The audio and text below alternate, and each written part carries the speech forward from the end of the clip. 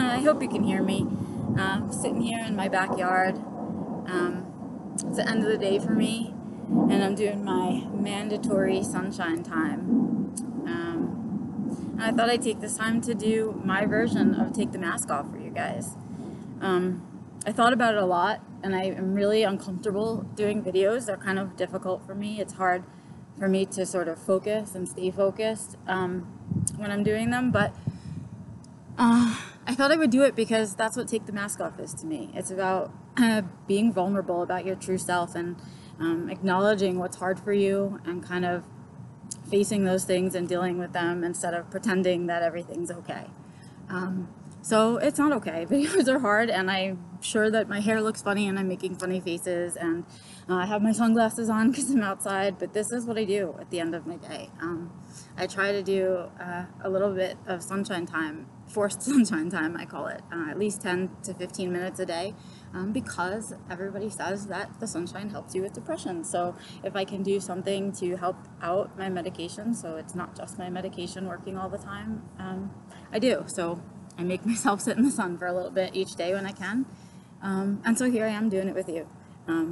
The other thing I was thinking about, and especially today in terms of Take the Mask Off, was kind of the mask at work and how much work I have to do when I'm at my job to sort of work on functioning with what is mostly a neurotypical society.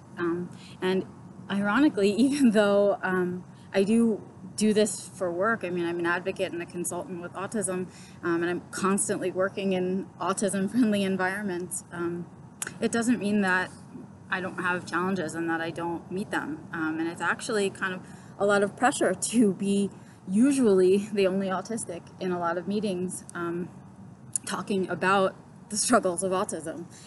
It can get frustrating and it can get upsetting. And so there are lots of things that I do to sort of get me through the day, because most of the time, even though I'm dealing with autism, I'm usually dealing with non-autistic individuals. So that means that all of the masking skills that I've sort of worked upon my whole life, I have to incorporate them in my job, because it often helps, and I've noticed that it helps to talk to neurotypicals in neurotypical language if you can, because that's what they understand the best. So many times if I want to communicate a very autistic point, I have to think about translating it into neurotypical ease, and that gets really exhausting. So by the end of the day, I'm ready for this 10 minutes by myself in the sun, kind of just relaxing. And I started to think about, you know, that in terms of work and what I do all day long to kind of cope with that when I'm days that I'm not remote, which I do incorporate that. That was one of the things that, one of the changes I made was to incorporate flex time in my schedule. So the days that I do have to go into the office, I've sort of limited them some so that it doesn't have as much of an effect on me. So, but when I go to the office, I take this giant bag, which is why I have it sitting here, because I wanted to show everybody that despite the fact that I work in a nonprofit and I work with autism, and I'm working kind of at the higher levels, I don't take myself too seriously, kind of ever. But the secret of the backpack is that it gives lots of people information about me, and it's opportunities for people to create conversation with me about my interests and the things that I like. So that's kind of why I thought I would show you that.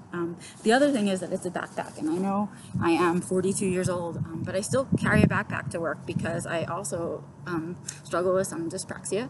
So many times if I'm using a laptop bag or something that keeps me off balance, it's harder for me to walk and not be clumsy. So I still use a backpack. It keeps me nice balanced down the middle, which is what I love. My laptop's in there, but I also have all of my survival skills stuffs in there. So I have lots of fidgets in different forms, various headphones. I always have hair clips with me because I never know when the sensory overload of my own hair is going to happen.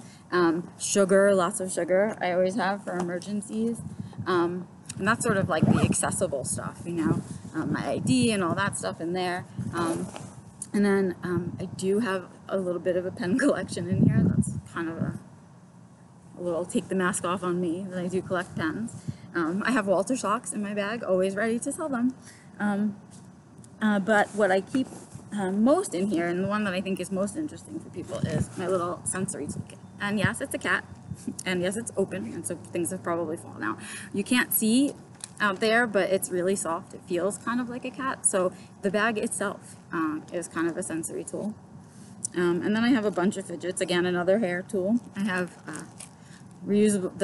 disposable earplugs. Lots of different fidgets in here. Different putties. Even have some of my early fidgets. This is a cat toy actually, but it feels really soft, and I like it a lot. And it's silent. So it was one of my early ones before I even started exploring fidgets. So those are some of the things that I carry with me on a regular basis. I carry a sweatshirt almost everywhere because I can't temperature regulate the way most people can, and even when you ask sometimes for those considerations to be made, you sometimes have to be prepared regardless, so I tend to carry that stuff with me. And that's kind of about it. I always have my spinner ring on almost all the time, so I'm guaranteed a fidget. But that's sort of what I carry with me. That's my take the mask off behind my work kind of practice, and I've just started to be kind of comfortable taking out my fidgets in meetings and that kind of thing. So it's been a learning experience and also an educating experience, I think, too, about that.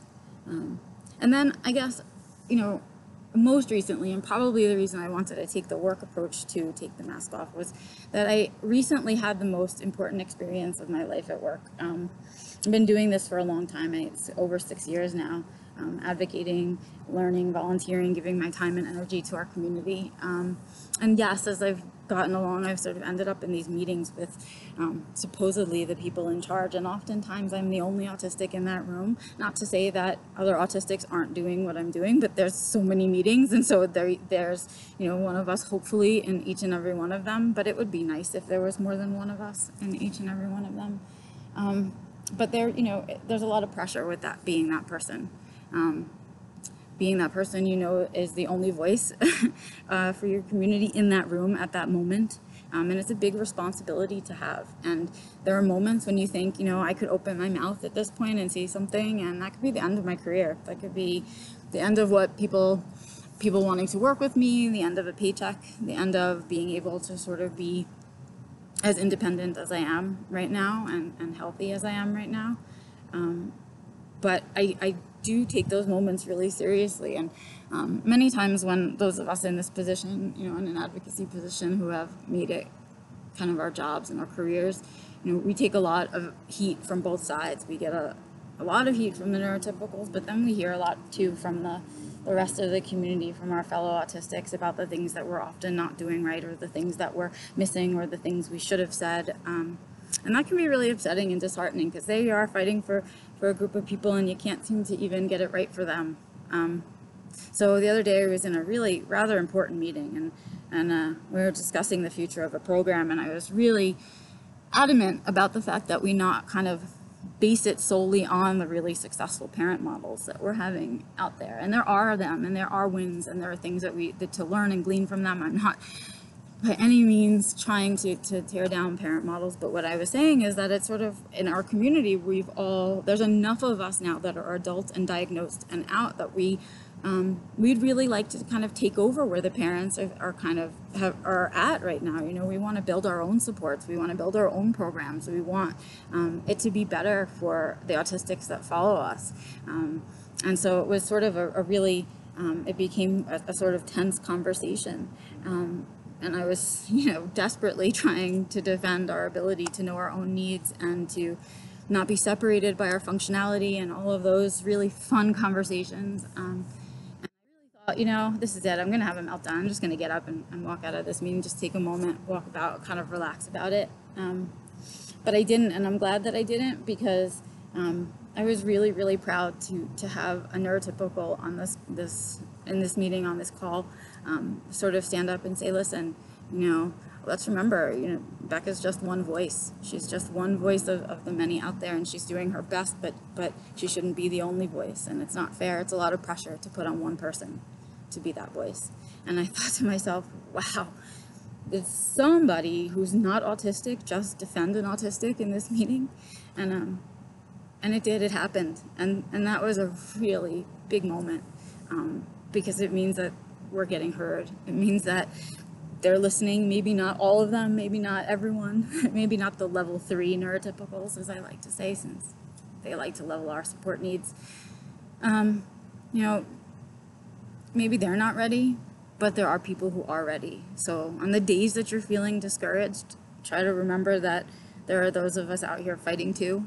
You're not the only one fighting, and you're not the only one out there giving your voice to our community, and we're all doing our best. And I think our energy is better used to support each other, because when I heard that person say that really magical thing, I thought, yeah, it's really time for our voices to be heard together. So I don't know, that's my take the mask off moment. That's my vulnerable moment about what it's like to be an advocate, kind of hoping to change things for our community and make things a little better for the little spectrumites that are following up after us. Yeah, so I'm not even going to edit this video. I'm just going to put it out exactly like it is. I have no idea what I look like or even entirely what I said, but I'm taking the mask off.